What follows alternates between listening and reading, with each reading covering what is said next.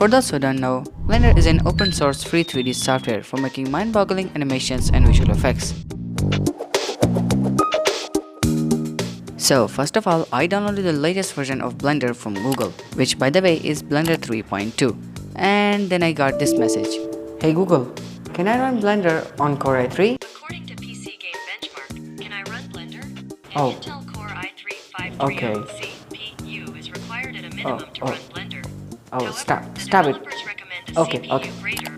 After an unforgettable conversation with Google, I finally downloaded Blender 2.8 and it is running pretty good. On day 1, I made my first cloth physics simulation in Blender, and then on day 2, I made this weirdly unsatisfying 3D animation.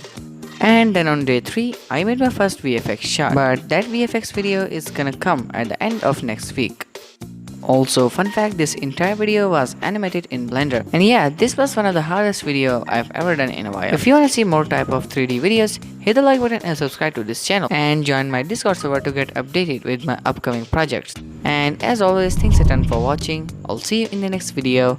Peace out.